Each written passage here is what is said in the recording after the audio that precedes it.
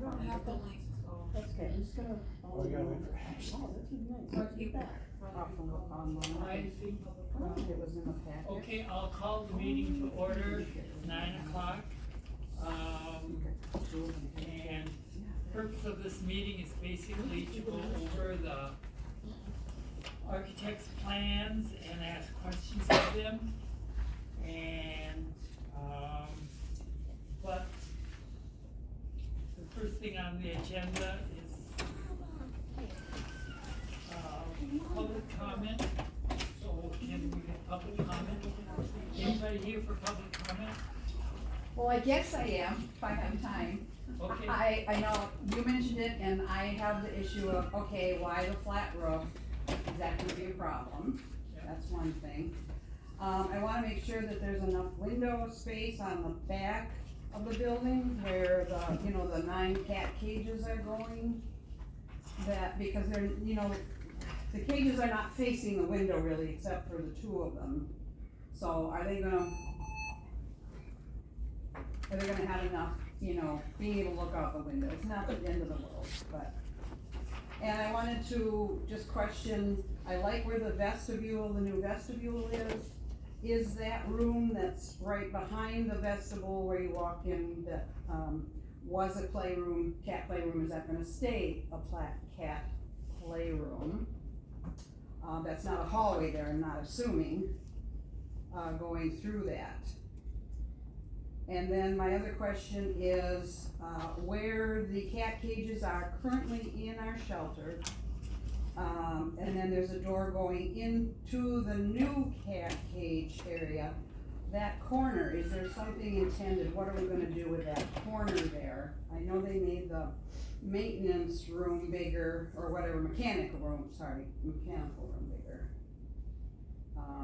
That's a question, what are they gonna do with that corner? And, let's see, if I have anything else, let me double check here.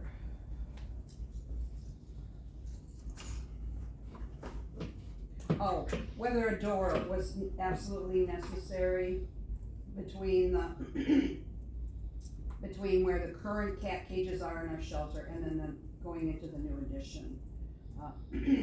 I don't know if that's even that important, but do we need a door there or not, or is that due because it's an addition and there's a different HVAC system or whatever? And then I'd like to know if they have any concept about how much this might cost, which isn't really their job, but they might have some clue of what they've done before, so. Right. Okay, is there any more public comment? Okay, well, I guess everybody here, last night or yesterday afternoon at the personnel meeting, it was approved to move ahead, to moving a part-time position to a full-time position, to move that to go to the county board at the next county board meeting. And then, from then to send it to, assuming that's done, then to send it to Carlson Dittman for, where they put it on the scale and what the rate should be. So that happened yesterday and was approved, finally. So we're moving ahead on that. And now we're ready to be connected.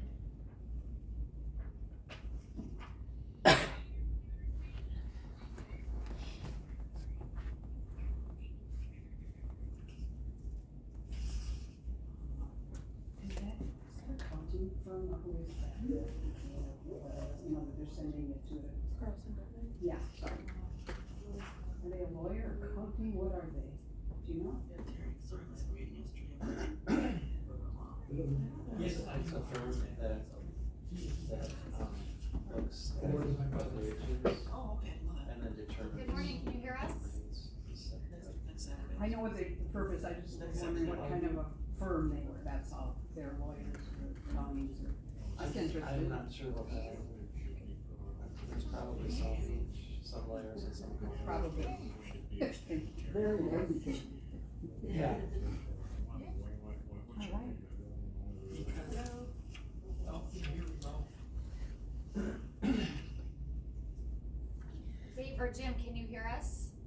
Yes, we can hear you.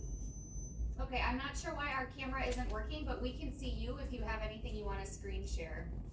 Okay, we'll do that.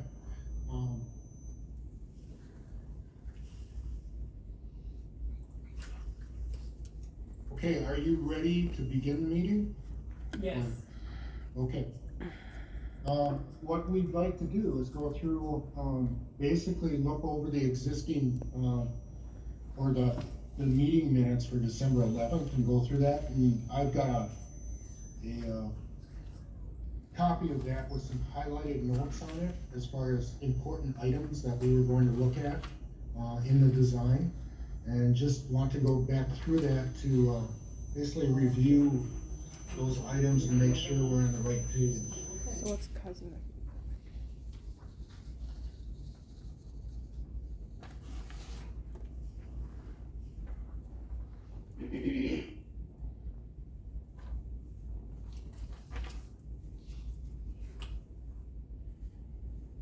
Okay.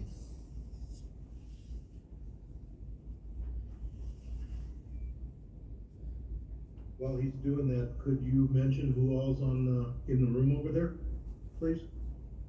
okay,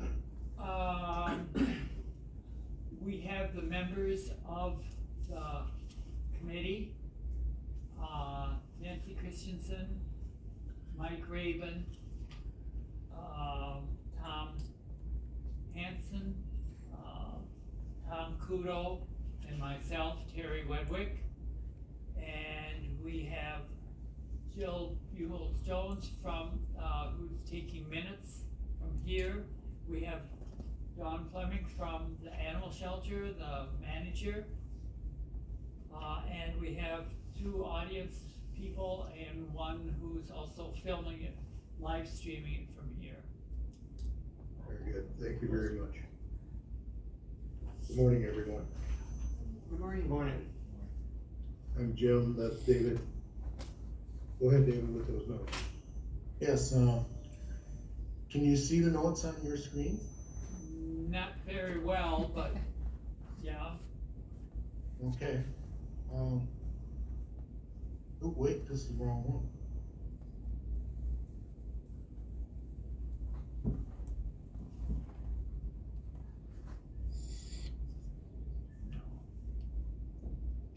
Yeah, that looked like it was your thing from Yeah, well, Pat, it January was, 24th. I love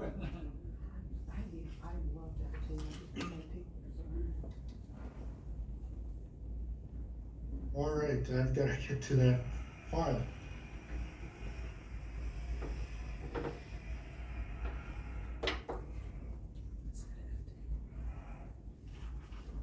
While we're waiting for David to look for that, did anybody have a chance to review the email that I had sent out on January 24th? I wasn't sure I was gonna be able to make this meeting.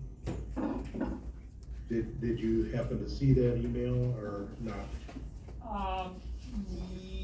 Yes, we did get where you had some suggestions, Right, and that was sent on when again? January 24th. 24th? Yep. And, the close-up of that is that after we finish this design review today, we will, finish our work on the construction cost estimate. And in rough terms, you should look for that by the end of next week. We're waiting for some input in addition from our mechanical electrical consultants, so that'll take about a week to finish up. And I wanted to put it on pause for the moment. It's 90% complete, but on pause for the moment until we walk through this meeting today. Okay? Okay, I guess that's, I'm ready. I guess that's one of the things we're interested in, even a rough estimate. Yeah, we'll have that for you in roughly a week. Okay, that we can see better. All right. Just wanna go through some of the highlights, specifically with, item B, as far as the goal setting, project scope and budget and schedule. We had talked about more natural light to the interior spaces, and that was an important item as far as something that's not in the existing facility, but would like to be for all the areas, for that new addition. We wanted to promote adoption, through the design of the facility, and we'll go through that when we go into the plan. We're not looking at enlarging the cat capacity for the facility, so that would be the ultimate design for the addition. We want it to be easily cleaned and maintained with proper floor drains and plenty of ventilation. We want it to be functional as far as a priority, but aesthetically pleasing with the design. We want access for the public during off hours for pet adoption, so they can actually view the cats and then come back at a later date and possibly adopt those pets. We know there might be changes that are needed to the existing building regarding the mechanicals. We'll have to take a look at that, regarding filtration, air filtration, ventilation, and just ease of maintenance. We need an efficient space as far as using all the space that's where we add on and using that efficiently with the design. With the front entrance, we need to look at what the cat community, we need to make those more into more friendly meet and greet spaces, to enhance the adoption experience. And we're looking at the west end of the existing building due to the dog park to the east. But we will have to deal with some utility relocations as far as underground utilities. The front entrance was talked about as far as being a north entrance. You have ice, you have wind, so possibly screening that and enhancing that entrance, both for protection from the elements, but also assist in entry to the facility and a clean entrance to the front reception area. One thing we didn't address in the plan that we put forth is some shading on the back of the facility for the dog, so that visitors can interact with the dogs in an exterior environment. But we can take a look at that. And then project schedule, right now we're at, I'd say 50% schematic design. And what we're going to do today is go through that design, look at adjustments, what we want to do, what we don't want to do, what we want to add, just a general discussion on that initial presentation of a floor plan and image of the building. And then we would like to, the plan is by March 2024, that we would have the schematics done and ready for you to begin fundraising.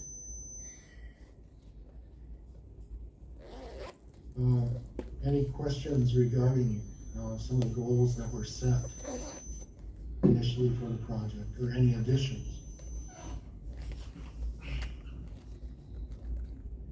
David, did you have any concept of how we might achieve the shading on the south side for people to be able to view dogs in a dog run? Do you have any thoughts along those lines, or anybody in the room? Does anybody have any ideas of how we might accomplish that? What about I don't know what you call it, but like a overhang or something? I don't know if that's what that's called. A pergola? I don't know, something off, because when you go out the back door, if it's raining, snowing, you are not protected from any of that. We don't usually take the doctors out there. I mean, every once in a while we do it because it's just in the heat, it's really, really hot. The dogs don't have any shade. We don't have any shade, so I don't know.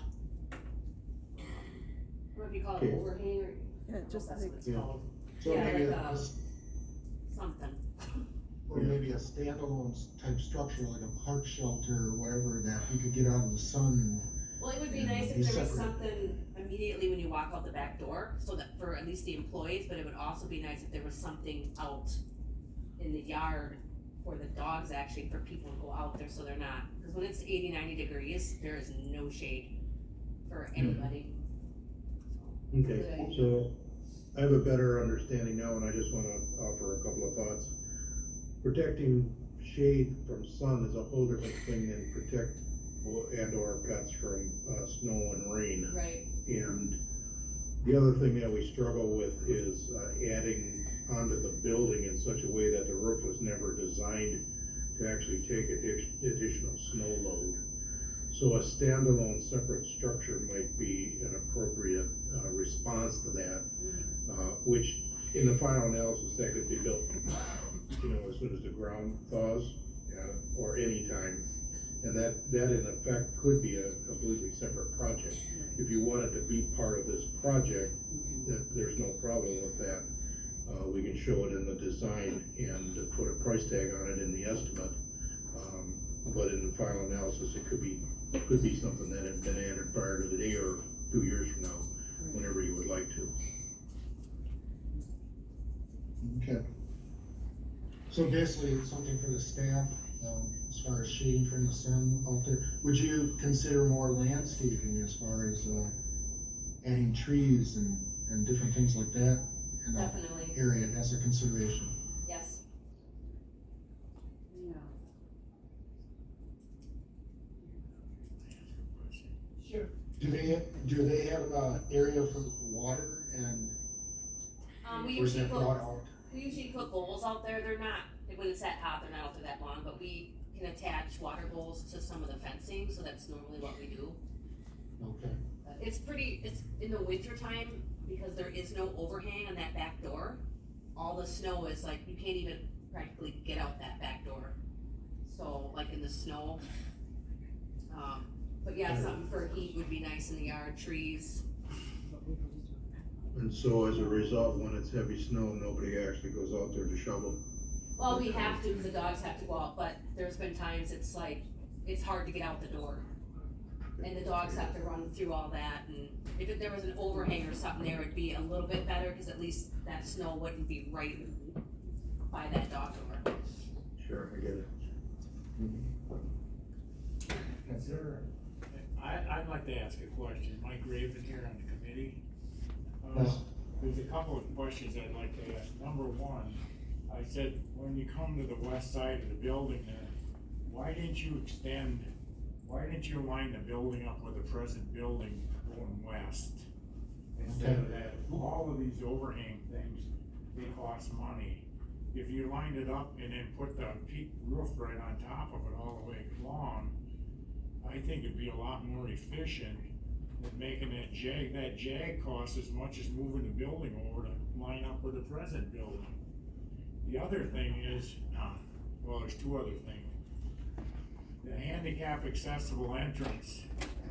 I've been to a lot of places where, instead of pillars, they have like plexiglass or whatever, so you know what, if it snows or rains or whatever, that handicap accessible doesn't fill in. You know what I mean? You have some protection. What happens if I roll up to the door, or, we've had instances where people left animals outside the door. And you know what, if you had a protected area there, the entrance area, then all of a sudden, those animals or a person rolling up to the door and then having the animal shelter closed, at least that entrance is protected. So you wouldn't have to hustle out there every day and go in there and shovel right away, or salt or whatever. But, those were the concerns of mine, because, over the years, we've had flat roofs on factories here, and it just doesn't work. We've had a lot of trouble with leaks, and the trouble is, when they try to find a leak in a flat roof, it could be on the other side of the building and just running along the beams and down. So, those are my concerns right now. Is it'd be a lot more efficient to line the building up going west. Have the peaked roof come right over the top of it, and close that entrance, so we don't have to worry about the safety of the people or the animals. Yeah, one of the reasons we did put a jog in there is because of the existing utility entrances. There's also, basically exhausts and different mechanical, equipment that's on that wall. We've got the electrical entrance on the west wall, of the existing facility, so we thought that would be beneficial. Plus, as far as just circulation throughout the building, we'll go through that in the design. But that's something, as far as the main entrance, we can look at, maybe putting a more solid entrance, a screen wall or whatever, out there as an accent on the building, to protect from that northwest wind. So and it maybe extend it out a little bit further to protect that entrance, so it doesn't have snow coming in there. So that's a placeholder right now as far as, the entrance, but we can take a look at that. Why don't we take a look at the overall, plan and just show where.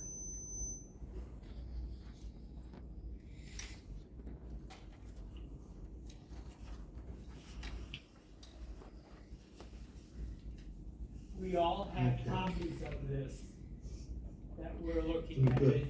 as you do this. Yes. Okay, these lines right here where I'm pointing with the arrow are the gas line, electric line, telephone line. So your primary entrance for the building is in this location where the mechanical room is, the corner of the west wall of that mechanical room. So right here, so that's one reason we did that. As far as the cost, the structure would run basically, north-south with, like where that column line C is. That could be a bearing wall so that you can split so you don't get such a deep of joist.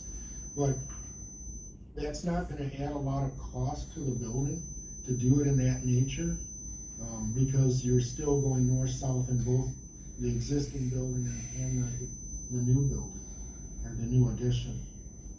Flat roofs, if you do them properly, with a 4-inch per foot slope, and with what we're proposing would be like a TPO roof, they're very durable.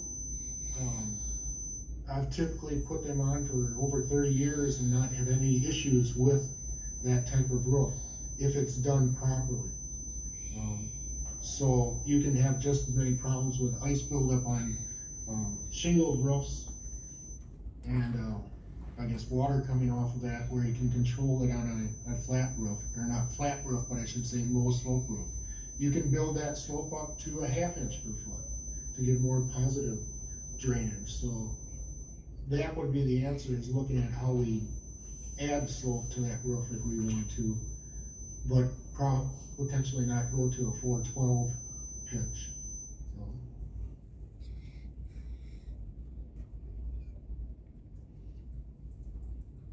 Any questions regarding that, or further comments? Well, I guess that was concern of a lot of us with a flat roof. There's usually a lot of problems with them, and that was, I think, there was a number of people who were questioning the flat roof to begin with. Because like he said, and especially up here when you've got ice and snow, except for this year, it is a problem. So I guess we were wondering why the flat roof.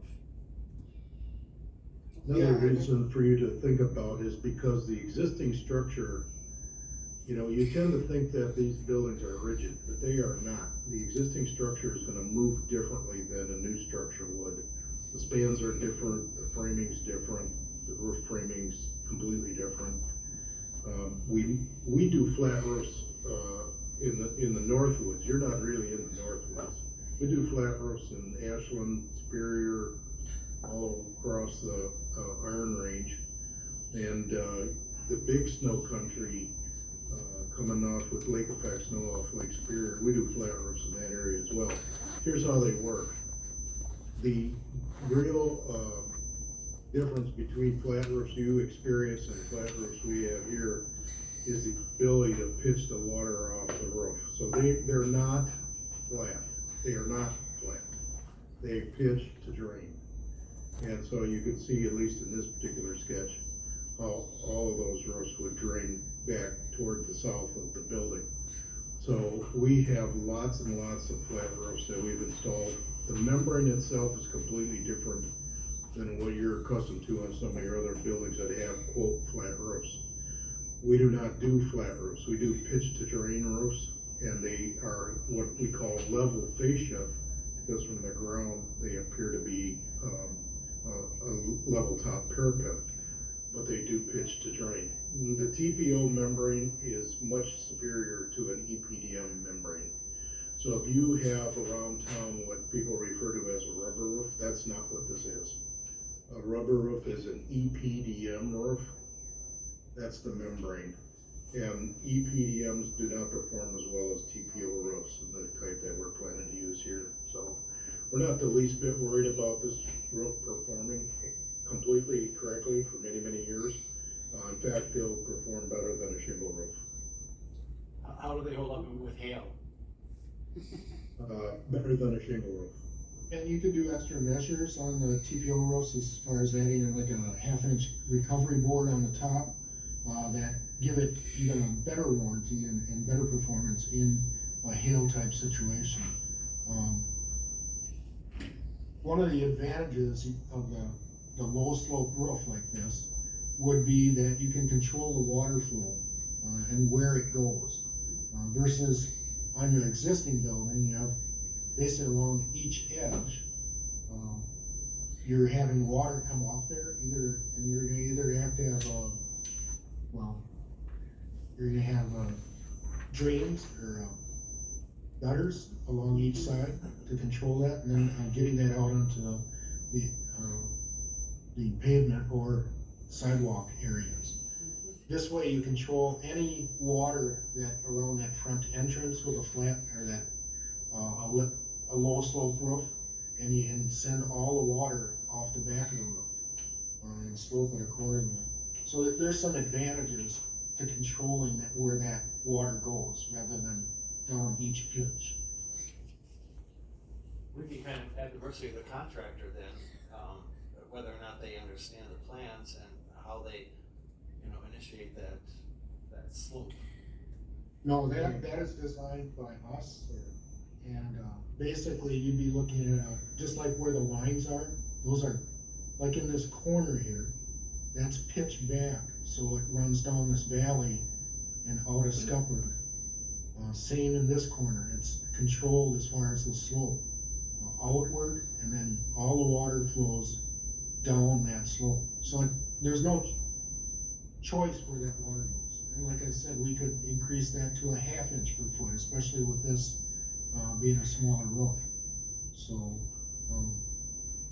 but a 1/4 inch is minimum by code. David, drawing is actually incorrect in one regard. Dawn's saying that there's no gableette on the back side there now, where you show one back there. So that doesn't appear on the, M&P drawing, so, we have to, if you were proposing to add that, that's a different story, but right now that back one over there doesn't exist. Well, I think I looked at the photos and it actually does. Looking at the drawings right now, and it actually doesn't. Yeah, it doesn't show on the drawing. Yeah, it doesn't show on there. And, right, I looked at that, but I looked at the aerial and it actually shows one. So, they must have added it in at some point. I think it's on the, but we'll look at that, but, one thing we did recommend, and we can go through the design of the exterior, was taking out the current, doorway to the building. And that would mean removing some of the stonework and even possibly the gable, end over the doorway. And then putting a window right back in there. But adding, because of that smaller size room, that new entrance would be accessible and designed it for that size. The existing one is not, the way the doors work, and they swing within the path of a person coming in or out. Looking at, windows, as far as around the perimeter, allowing natural light in all the way around and allowing more south light in. And then doorways as far as the main entrance door and then a service door, for the cat area. One thing I wanna mention relative to, cost, two things actually. Windows are extremely expensive by comparison to exterior wall, 5 times as expensive. So you will spend per square foot of exterior window 5 times what you would spend if you didn't have a window that big and used just garden variety exterior walls. The other thing I wanna mention, being the cost estimator for you, is that the pitched roof solution that is on the existing building, if that were to be extended, that is actually more expensive to install as a roof than the TPO minimal pitch roof that's on the drawings. It's actually more expensive. Why? There's more framing, there's more subroof, and there's more roof surface. So the sum of those actually add up to a greater stack of dollar bills than the TPO pitched roof solution that David's proposing. So I just wanted to mention those two things. One of the advantages of the low slope roof is also the insulation is on the top, so there's no attic space. So you're not dealing with ventilation of attic spaces. You've got that insulation where it's most effective, right beneath that membrane and above the roof deck. That allows. And our structural engineer likes that better because they like insulating a foundation wall on the outside. They like all of the structural elements to be on the warm side of insulation. So that's a distinct advantage. In a pitched roof solution like the one you have right now, all of the attic insulation is in the plane of the ceiling. So except for the bottom cord of those trusses, all of the structural members that frame that roof are exposed to weather. Cold weather in the attic. The other thing is the mechanical engineer is doing, as far as running ductwork and whatever in conditioned spaces versus attic spaces, or a double ceiling where you're putting in a drywall ceiling to the underside of the trusses and a suspended ceiling below that. You're actually controlling that space with conditioning versus having needing the ventilation from the eaves up to the ridge vent, say. So that's one of the advantages where you can run that mechanical equipment. But here's the layout that's being proposed. The rework, this is the existing entry, and you can see where we've blocked off the door, possibly use that for a workroom, storage room, or things coming in, going out. And then going through this entrance, this was the cat community, and using that window that's existing, so we wouldn't even need to remove that. A viewing as you're going into the facility, you can actually see into one of those cat, what would be a cat community or cat visiting adoption room. And then organizing the facility such that the dogs are down one hallway and the cats are down another hallway, easily visible from that front reception area.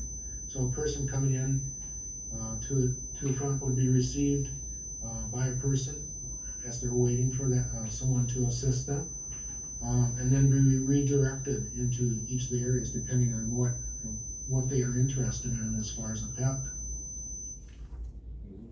And this is, I'll pause here to say, this is where, in my email, I suggested move the figures to the south wall of the vestibule, David.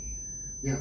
So this is where, in my email, I suggested you could have a cats here and dogs there approach. So, if you could move the hand, Dave, to the south wall of the vestibule. South wall. There, right there could be a door that allows the cats here to enter without actually crossing over any dogs. And when we did the Wausau Animal Hospital, that was a critical design element to make sure that the two types of pets never saw each other to the greatest degree possible because of anxiety created in cats by just seeing dogs. So we'd have an entry, you'd immediately see someone that would assist you, and then be redirected to either area. So we'd have 3 visiting rooms, cat community rooms.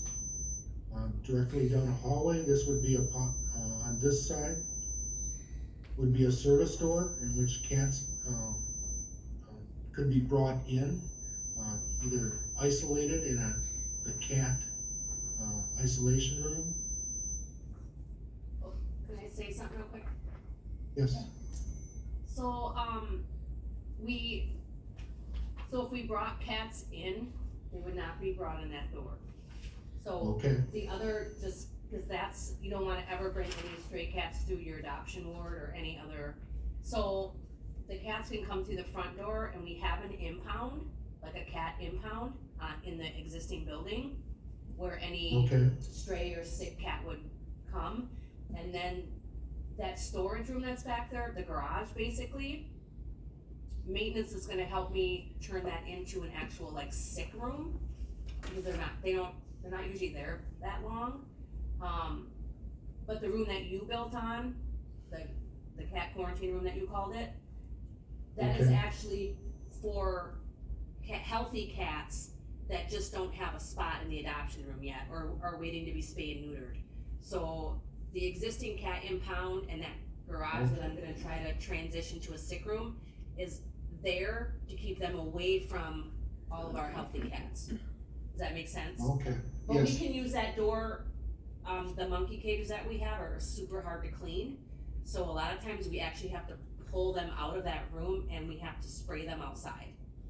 okay, So I just have to make sure that cat quarantine room that you put in the new building, that I'm able to get them out of there somehow, because they had monkeys in them, that's why they're monkey cages.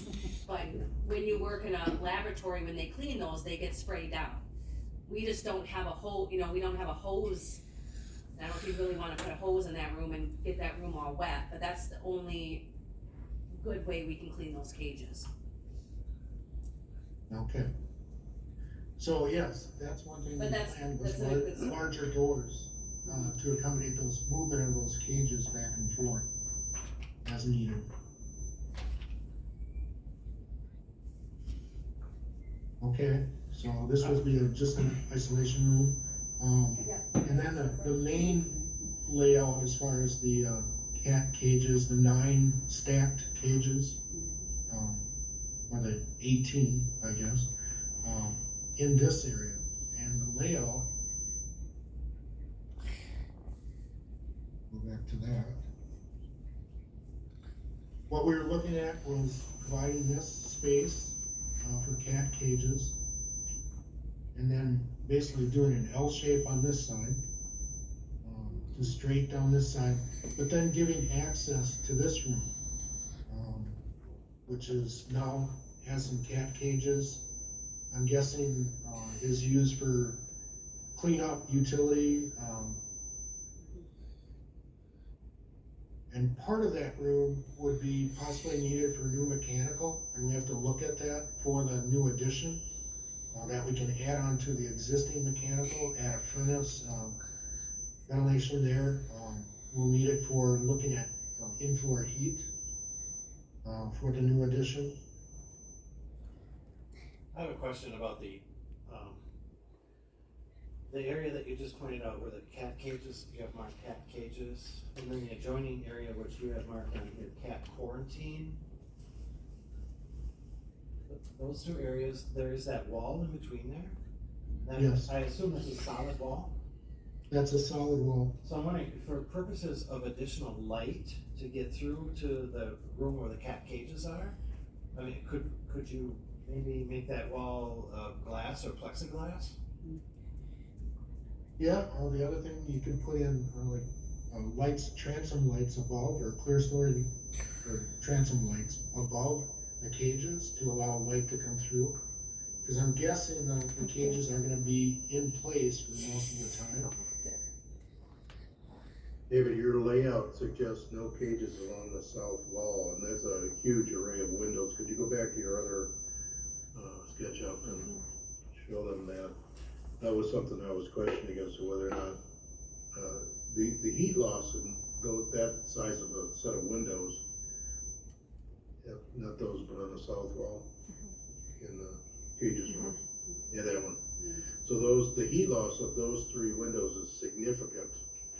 And I wanted to make sure that, you had made an informed decision as to how to get natural light into that room, whether it's the transoms that are borrowed in the partition between the 2, or direct sunlight coming in from windows like this.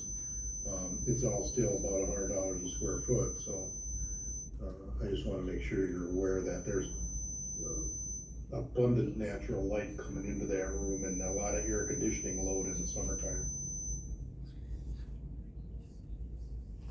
No. This is working. Can you do like half windows in there? I don't know what they're really called. Yeah, That are up like, to are, the that are like long on the top, cause I guess, is there enough room in each of those rooms, not the community cat rooms, but the cat room and the quarantine there?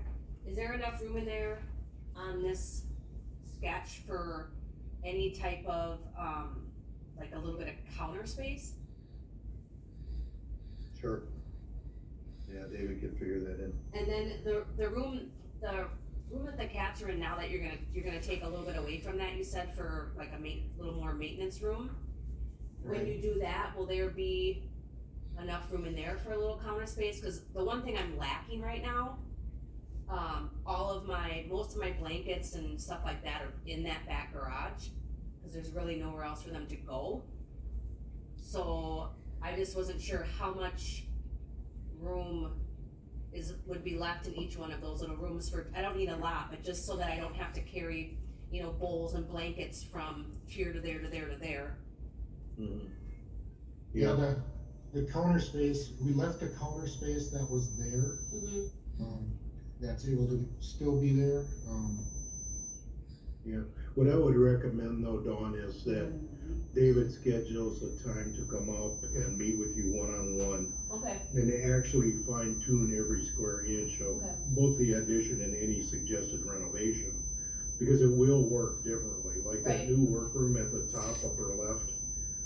That's an idea that may or may not be useful to you. You may want it more open, you may not, but every literal inch of partition and changes, I think, be good for us to make sure you have a solid knowledge of how that's gonna be potentially constructed. And even though we are not in final design and can make some of those changes later, they will impact the estimate, so I would rather see us get on that sooner rather than later. Are any of okay, you're talking about the lighting and the windows and everything and natural light. Is there anything about like using tube lighting, from the roof that comes down and spreads out and things that way? Yeah, we You do. see where the number 900 and whatever that says, I can't read it, it's too small, 958, right there, that would be a classic example of where we would use tubular skylights, because it's a windowless interior space that you have to borrow light through rooms to get light in there. Maybe over on the right between the word toilet and the word new vestibule, that'd be another example, even though that's in the pitch-proof area where we would often recommend putting in a tubular skylight. So yes, tubular skylights perform extremely well and are not your old-fashioned leaky skylights that you saw in your elementary school where you had a flat roof. They are not like that at all. So we do use them. I just looked at some we installed in Shawano yesterday and they work great. I see the utilities go right underneath the new addition there. Is that gonna be any problem with, the utilities gonna have to be moved? Or? Some potentially, yes. We don't know yet exactly. We're waiting for Apex to weigh in on that. But what David's saying is that the service entrance on the south wall would not change. That's the bigger issue. If you move the service entrance off, you see where it says electrical panel? Imagine yourself being at that location, but on the outside of that location, exterior on the outside, where those telephone, electric and natural gas enter the building, that's what's called your service entrance. That's the part we don't wanna change to the right of that 7'4" dimension. So, but where they bend 90 or so degrees out by the 14-foot dimension, from there, we're waiting on, Apex to weigh in on what we should do with those from that location. We don't know that they're actually in those locations. You see on that drawing he just had there, it says PRO dot. That means proposed, and we don't really know if they were actually installed in those locations. Because the drawings we've been able to look at and share with you are not as-built drawings, so they could have been routed in a different location. Where it says EX out there, that means existing. And that's something maybe that would help, would be just have the utility come out and do a marking of that, to make sure where they're coming across on the property. Right, once the snow's off the ground, it's a little better, because they, right now, if we called Diggers Hotline today, they would spray paint right on top of the snow, which isn't particularly a great solution, because it's not a permanent type of deal. So once the snow leaves the ground, we could call Diggers and have them go out there and mark utilities, and then we'd have a better feel for it. You could do it right now. Yeah, tell 'em there's no snow. We have no No, snow. Yeah. no. Yeah, but there's still maybe Snow. some coming in rain, so, yeah. Right, but they're in a different location. They may have snow, we don't.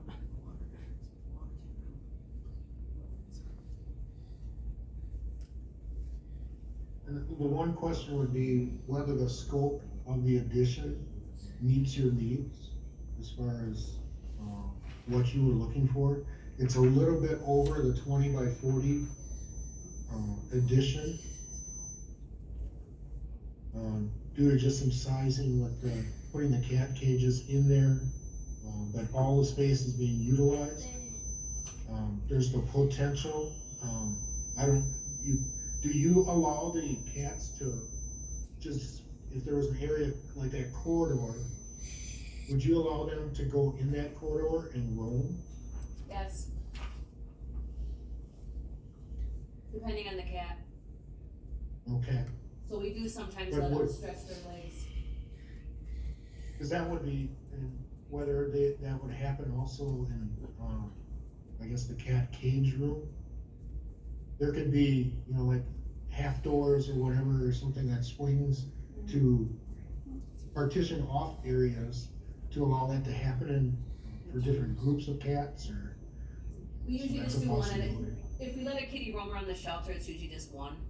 Just because Okay. they find ways to hide and get lost, so. Yeah, I think maybe what David's getting at, I'll mention it in a different context. I think you can probably see, my face anyway, so I'm gonna hold up a drawing and just say, what we've designed bears no resemblance to this drawing.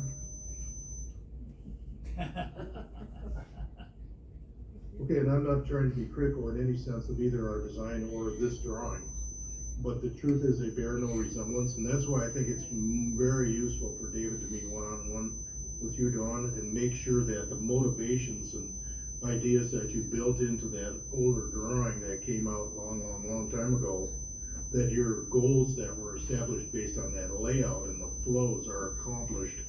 Whether there are interior partitions that don't show on this or not, you guys can work out, between the two of you one-on-one, and I just, my goal is just to make sure that the estimate is as accurate as it could be. Every square foot of partition is not free. So I just wanna make sure that we're heading that estimate in the right direction. Could I ask a question? Going back to the vestibule, you had mentioned that maybe there could be a door that goes into the corridor right from the outside. I personally would question whether that'd be good. I'd prefer to have people have to come into the building and possibly be seen by the workers that are there. And if there was a cat loose in the corridor, they could possibly get into the vestibule or something too, so Yeah. I prefer Well, not that to would be a have. controlled door, you wouldn't be able to go directly in that door, but you would be allowed in. You would, if you were in the vestibule, your only way into the building would be turning to your left to head toward the reception. Okay, But even though there were a door or that hand was just a moment ago, That would only be, you would be allowed in that new door only through the, hallway side as opposed to you wouldn't be able to enter it yourself. It's a controlled door. It's just an idea. If it doesn't survive the, inch by inch review that Dawn and David are gonna do, that's okay. But we know that there's, physical results of trauma, on cats that's created by seeing dogs in some cases. That's a fact. There's some physical trauma and emotional stress from, dogs seeing cats too. Oh, I did have a dog get beat up by a cat at the shelter. I mean, not bad, but he was scared, Works both ways. And works for humans that way too. right? So, that'll be a detail that Dawn and David can walk through one-on-one. That's gonna be a lengthy discussion, Dawn. Mhm. Plan on at least a couple hours for that. Yeah, cause I mean, I like what I see, it's just some of it I don't understand, because obviously I'm not an architect. So for me, it's Right, like, you can I talk try about to transom envision. windows. Yeah, you can work through transom windows. So transom windows are, can you see the photographs behind me on the Yep. wall? If you imagine windows of that size that are just above those, they're not in the view plane. They're not in your view, they're not view windows, No, but they're like, higher just saying upper they're all- windows. When we were kids in grade Right. school, you were younger than me, but they had these above the doors to the classrooms, Yes. transom windows. And so they were intended to light and ventilate, but be a higher window where the sill of the window is 7 feet off the floor. Yeah, he's kinda drawing one in for you now there, to get the idea. There you go. Yeah. So you can imagine transom windows. Now that glass is cheaper on the inside because it's not intended to be insulating glass. And it actually doesn't have to be safety glass either, because it's not in the reach plane of being smashed by, a person inadvertently running an elbow into it. So something like that is called a transom window, and it's more economical than the windows you see on the left-hand side in the exterior plane of that.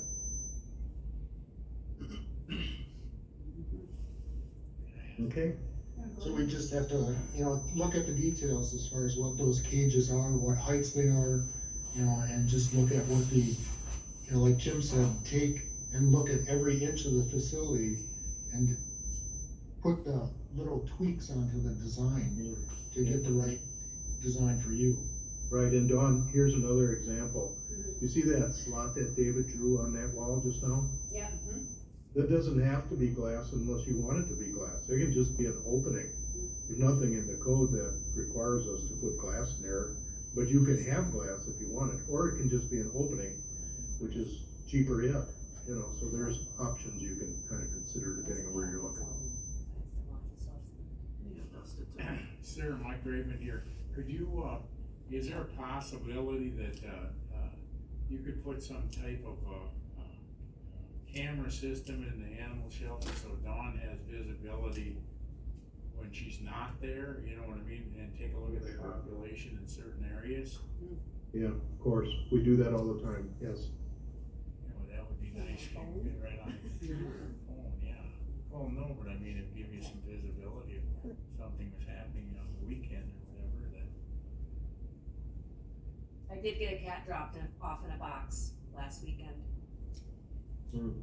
So they can be interior and exterior cameras tied to the same file server, tied to the same network, and that can be digitally interfaced to your cell phone. Perfect. So you can do it from anywhere at any time.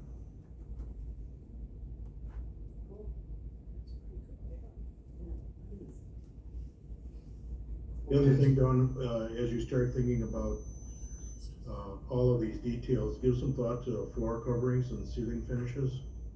We don't wanna spend extra money where we don't have to. And so, and window coverings, all those things, tend to add up.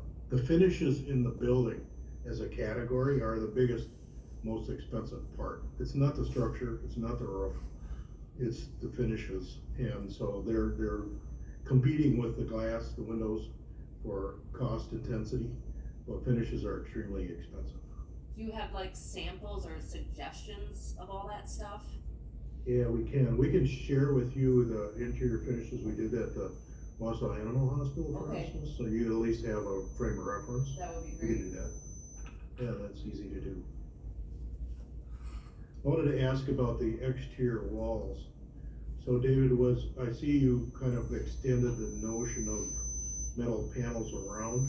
Do you think that's what we should do, or could we consider an alternative? What I'm, going through my mind is, like we did on Shawano, David, if we could have a masonry veneer on the lower portion, then the snow piling on the exterior walls wouldn't deteriorate the metal panels and would create a little more presence for the addition anyway. And, you know, it might be a little more expensive to do that, wainscot height masonry, but I think it's worth considering, in my view. Yeah, I think, you know, that's the first thing I looked at was whether we should contrast what's there already. And I think that's where we need to go now is start looking at what that image is. We had talked about signage, creating an image for the shelter, possibly even a name change, that Dawn had mentioned. So that's something I think we wanna look at, now that we've got this initial, and I would take this as an initial draft of what you want, and then we can adjust accordingly, based on our discussions. But our overall look at this is this the right direction, that meets your needs? Then we can start tweaking it to, the design, so that that image is what you want to portray to the community. Yeah, I like the idea of the building feeling very different as you approach it from the west, because I think, unless I'm wrong, the majority of people approaching the building come from the west. Some certainly come from the east and then from the north, from the town side, but unless I'm wrong, many people approach the building from the west. So creating a new image for the building as people approach it, particularly from the west, but also from the east, is a major goal of mine. So I just want you to be aware of that. I would just like to add, I don't want a name change, but we need a logo. Cause right now I wanna say there's 1, 2, 3, at least 4 different logos that I've seen for the animal shelter. Cause we are an impound, so we can't really call ourselves like, I guess, an adoption center, because we are an impound first. But we have an adoption center, basically. But I think that we need to, if we're gonna add an addition and make it nice and approachable and all that stuff, we really need to figure out what our logo is.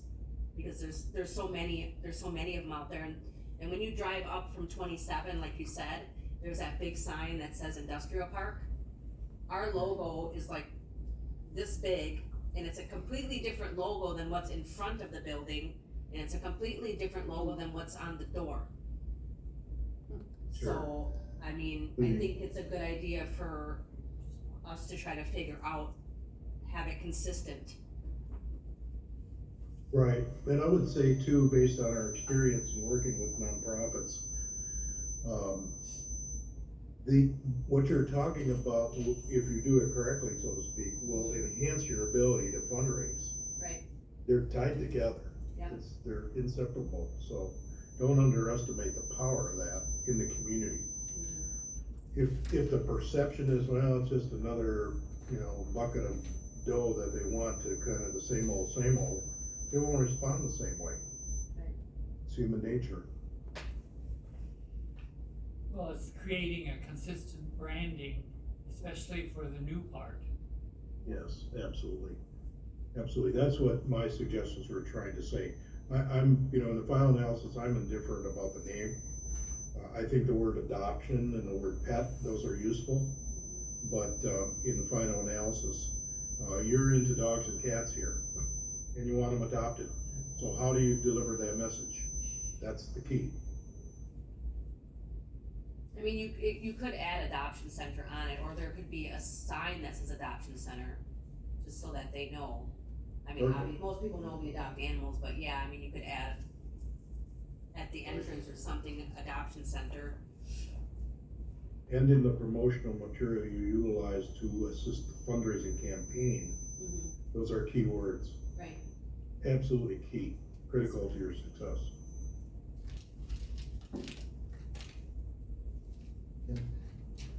Even on the image of what the building is on that new addition, it could even be more playful as far as portraying that, the cats and dogs and whatever, in the design of the entrance and things like that. Yeah. Yeah, even have this, on the building, this right here would be helpful. Yeah, I had to get that one from the print. Okay, well, But that's a nice it logo. tells the story. That tells me you're into dogs and cats and not snakes and rodents. Right? That's the way I view life anyway, sorry. I don't mean to be rude, but that, this is, Terry said it right, this is an opportunity for rebranding. Yep. Take advantage of that opportunity and leverage it. So, I guess we'll talk more about the design and tweak that. But overall scope is in the range of where you're looking at for the project? Yeah. Yes, I think from my opinion, you've done a great job on doing this, taking what we started with and interpreting it and coming up with something that, like you say, the first draft, and gives us something to think about. And then when Dave comes up and meets with Dawn or some of the rest of us to kind of tweak it more and everything, and this gives us ideas to think about and everything else. I guess, again, like we mentioned before too, one of the things, of course, is always money, money, money. So, we would like something, oh, that's nice. We would like, even a rough, estimate of costs. Sure. To give us some ballpark, Yeah, we're working on that. It won't be long. Another question too is, once you begin construction on this, or once we start the construction, what you estimate as a timeframe from start to completion? Yeah, that's a good question, and it plays right into the cost estimate, frankly, and I've been working on that. Let me tell you what my initial thoughts are. I'm waiting for some feedback from Apex Engineering to be able to firm these thoughts up, so don't take these as gospel, but my initial thought was, depending on the time of the year that we would actually start construction, it's about a 5-month project, maybe 6 at the outside. And that's longer if we start at a difficult weather time of the year. So if you were to ask us to actually start construction in, say, November, it would be longer than 5 or 6 months. Okay. But those are the numbers that I'm working with in building the estimate, because they play into the cost of project superintendent costs, et cetera, et cetera. They use cell phones and they don't give anything for free, so we build into our estimate the cost of a monthly cell phone charge for the project superintendent. So, it gets pretty detailed, and we need to know what our estimated time frame for construction is as we build the estimate with accuracy. Well, one of the advantages of the way the addition's put onto the building is that you can operate pretty much unobstructed, other than that west end of the building. Your mechanicals all are gonna be untouched. Just allowing for that to be constructed separately and then break into the existing building as far as changing that front entrance and things like that. So I think that works well as far as phasing the project and getting it constructed. Mm-hmm. So I want to mention a couple of things before we last call for questions. David, I heard loud and clear that our efforts at screening the new entry from northwest winter winds is appreciated, but maybe we didn't go quite far enough, so we'll look at that again. All right. Secondly, there was interest in seeing a pitched roof solution, and it doesn't take long to model a potential pitched roof solution, so let's look at that and share that next time we go around. But we won't throw away the TPO roofed solution. We'll compare the two. Well, I think- And then, I think when you Go ahead. mentioned about the TPO and everything like that, I think that makes more sense and kind of relieved, because up here, we're always used to rubber roofs that leak, that are flat. And Yeah. the way you explained it and everything, and showing on the diagram and everything, I think, that may still be the way to go. okay, and I think we've answered that was the third thing, Terry, thank you, was why doesn't the building square up and just be a flat out straight projection onto the end of the building? And I think we've answered that because of those service entries you see right there. We want to avoid that. The question then becomes, why does it stick out the front that 5 feet or whatever it is? And that's another thing that we'll continue to refine as we resolve the northwest wind protection phenomenon, so. I have a Let's just question. go around then and ask if people have, what I call round robin, okay? Nancy, what's up on your mind? Do you have some thoughts or questions? My concern would be just moving the power lines and water lines and stuff. Okay, Would yeah, be able that to adds be done money there. because of the wetlands. Would that be an Right, issue maybe? that adds money that we'd like to avoid if we can. The power company doesn't do anything for free. There's a city. Okay. Mike, what's on your mind? I think you, answered some of the questions I had on my mind. I think the last few comments you made, I'm really interested in what you come back with, you know, as far as the entrance and roof line or the building lines and stuff like that. So I do appreciate it. If they have to move the lines out from, where the addition's gonna go, that would be the only thing. If you're gonna move the lines over, then you know what,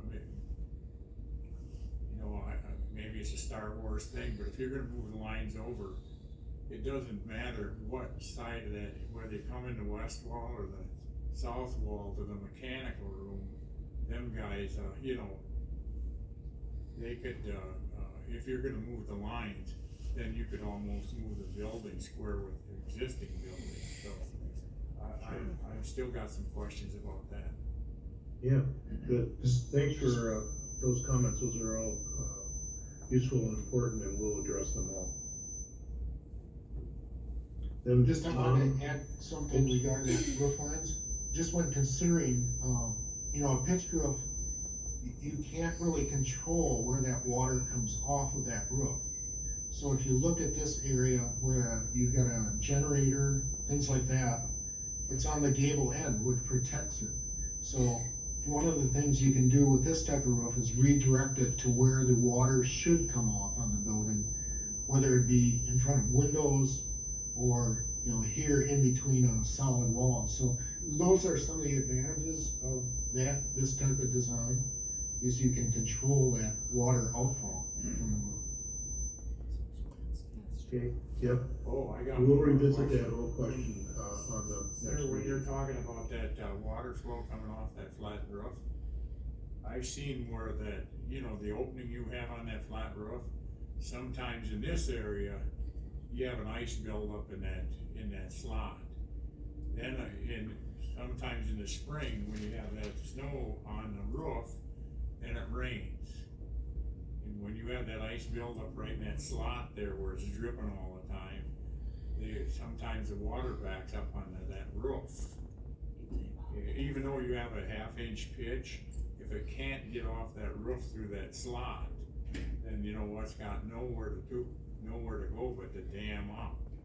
Yeah, So, and that could be, that could be any pitch we want it to be. It doesn't have to be a 1/2 inch. That could be 2 and 12. I mean, it could be any pitch we want it to be, so okay, let us have more time to look at the options. sure. Tom H? Yeah, back on the old building there's that little false, cable end there. Could that be extended like out 3 feet and there would be some shelter over that door? Yeah, that would be a nice solution. We're hesitant to say that existing roof can take any load, but it would be a nice solution what you're proposing. maybe with new columns and, you know, somehow not trying to tie it to that. We'll look at that. Okay, thank you. Okay, Tom, anything else, Tom H? Nope. Tom K? C. Tom C. C, I'm sorry. That's great.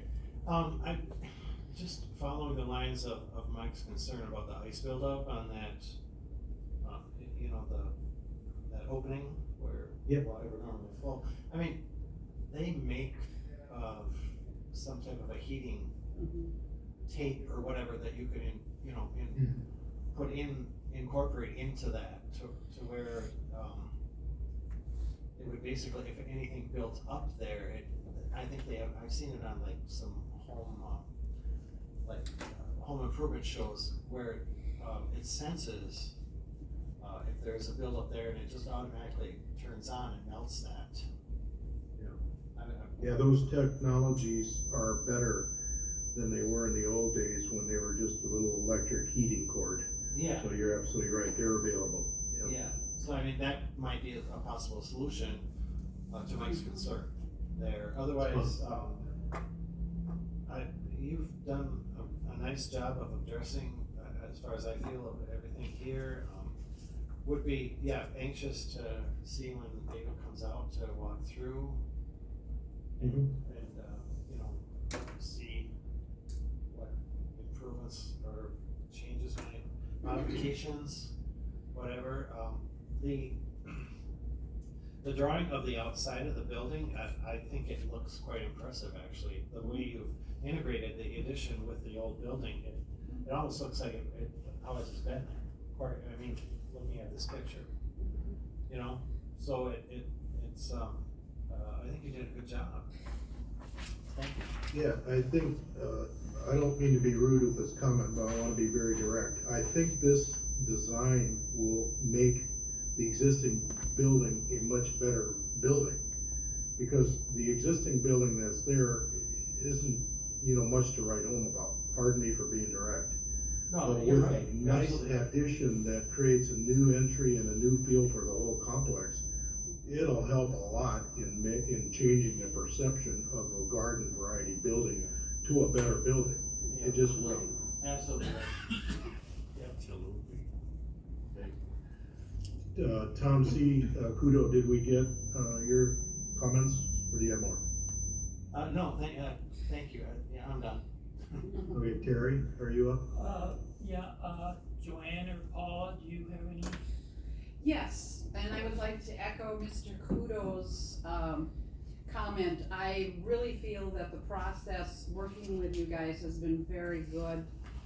We certainly didn't have this kind of input, I don't think, with our other building, and just how you relate working with us and our concerns has really been good in your professional work with us. I did have one question. I think you've made me feel much better about the roof, that it is not just flat, that it's a slow, Sloping, what? sloping. Slow, yeah, the Low low slope. slope. Could you tell us a little bit more though? I'm just curious, what actually is the TPO membrane? Or, It's a thermoplastic olefin fiber. And it's not made of, petroleum in the same way that an EPDM is. It doesn't degrade the way an EPDM is.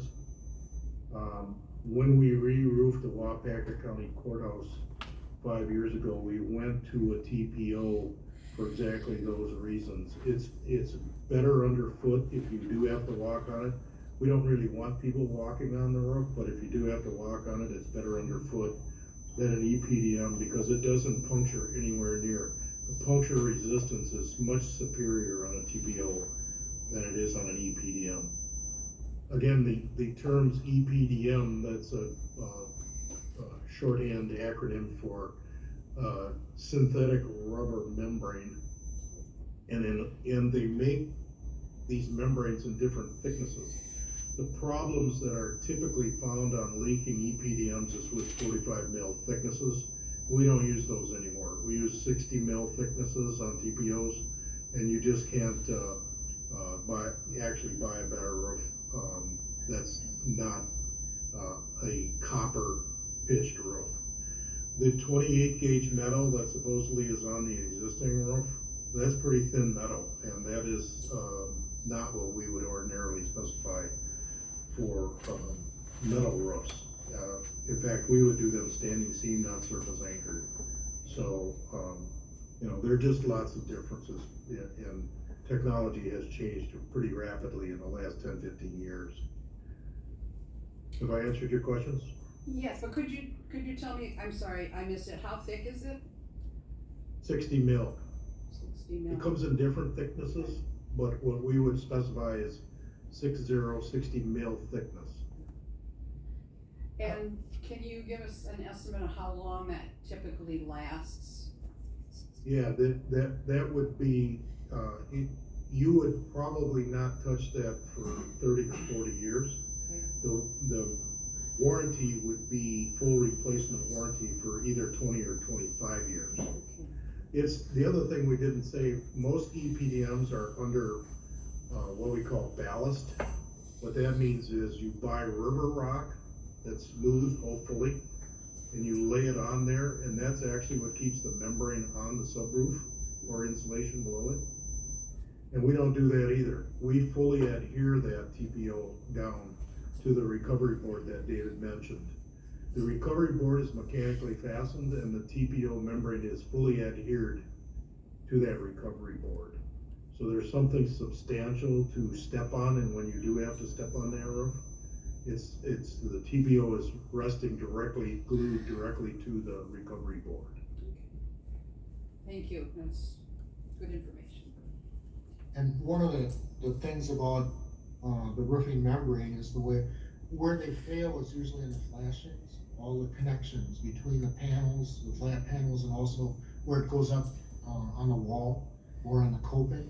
So it's extremely important to have a certified installer when, such a TPO roof is put in, like Carlisle or, Firestone or whatever, and they're certified by that company. So, and it's also to watch that, supervise that, to make sure the installations adhere to the roof and certain things. So it's all about installation, and that's where, most problems in roofing happen, is they weren't installed properly.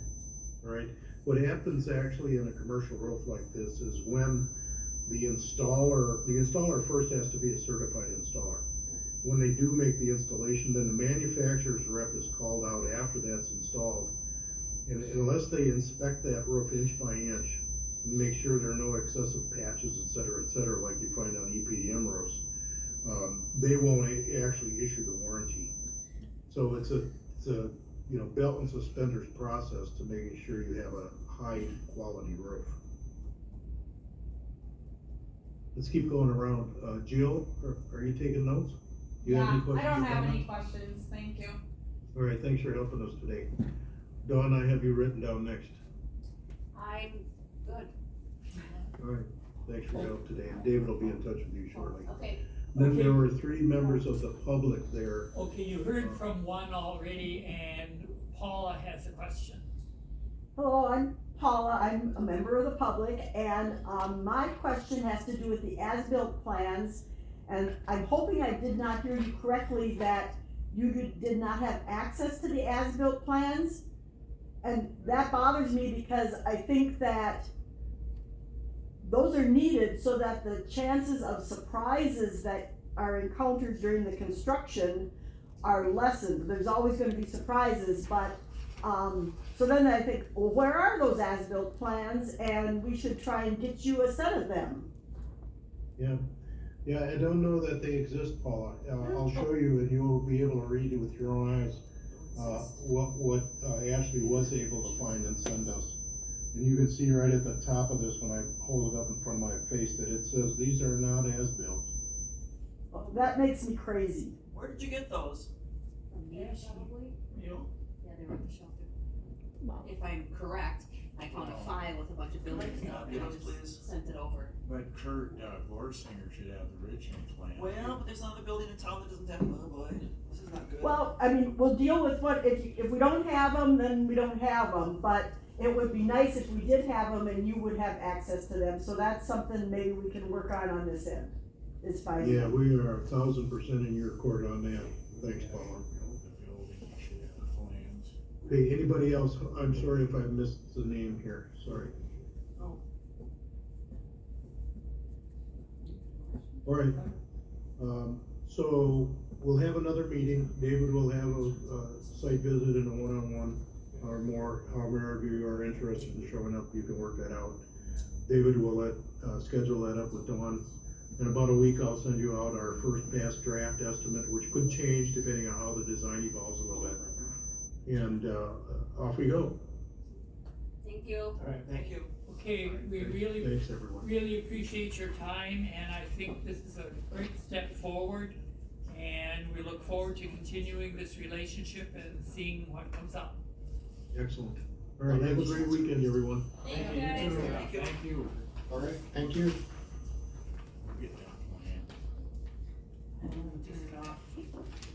Okay, just disconnect. There you go. Okay. Now we're just on. So Nancy, those, so, I think you and Ashley had asked me if I knew if there was anything with the shelter, so I went digging through the only file that had anything in it. Yeah. It's just a green, you know, like those, whatever you call them, and I just grabbed the whole thing and I just, because he wasn't, it was a Friday, I think. I went to, the office and I think that was in there, I think that's what she What we had. got there is like. So, but that's all that was at the shelter. I went on, So we will have to. Well, I gotta go to the city hall. printer and enlarge it so I could see. I didn't realize they So weren't. that's the final. Yeah, so I think we'd have to have those for insurance purposes too, though. Well, Said it was 60 mil. Probably have a copy of that. So we're talking a little bit over half a cent. Building inspector. Okay, so we would Yeah. there's a bill going to the city. The city location. Well, then why wouldn't the city? Can you think of? That's not really. Oh, maybe they should, cause what I gave her, I had no idea what it was. I just handed it over. I'll tell Kurt that I won't leave until he gives me a copy. And I'll start telling people a story from his childhood. Oh, no, I think this is the original. Terry. That's how small it came out, so if you wanna. They don't have a digital. We have to have some. Yeah. Let me see if I can get a little bigger. Let me see if I got that. Good. Special stuff down there. And that little, head on the building there. That's special landscaping or tile. You keep There was a bunch of stuff. No, no, that's fine, that's fine, perfect. Right, that's just one of my concerns. I got that. All that one there, and I just came out, he said, well, maybe we'll put that in, but it was an idea. He said it's gonna be probably just expensive to try to. DNR might have a Possibly. Sorry. Well, but when you look at Purveyor, they had to build How that thick big is 60 essential liters? Oh, that one. Yeah, so what if that'd be something? Oh, exactly, yeah. Well, that's why we don't want to move utilities. Well, because then you would have to take all of that stuff. Right. And then you Yeah, guys, and like I said, and there's dog fences there, so that you And we can don't take all the dog fences down, which you just in that area, which is fine with me, because they're kind of, Oh, yeah. they're kind of. I gotta look City see just what I got. water line replaced.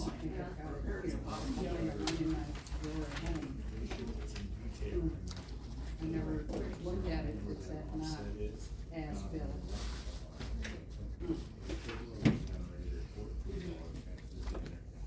Should I pick which kind to go? Well, when he comes to see me, I'm gonna take him out the back way. The way it's set up now, it's kind of, I want shoes. there's like a fence, but then it's Yeah, this one. open and then it's just, Okay, I've had dogs get out that way. okay, since they have, given their presentation and everything, the agenda says renew the initial building plans, we've done that. Approve the plans, we're not approving anything, we just got going. I think it's a great first step. The next meeting date, we don't know with them, it'll probably be Zoom or if David comes up or anything. Remember our annual control meeting, our next one is on the 15th. At 8:30 here. Which is basically almost 2 weeks from today, not quite. And the final announcement is, before we adjourn, is The groundhog saw a shadow, so we have 6 more weeks of winter, so you can make book on that. That's not what I heard on the radio. I heard the early Yeah. spring.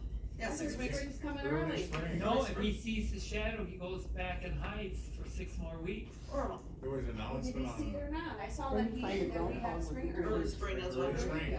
Every groundhog is. Oh, Oh, I don't think so, I think Every it's the other groundhog? way. oh boy. The squirrels in my backyard when hibernated. Alright, well, So, okay, if there's anybody else have anything?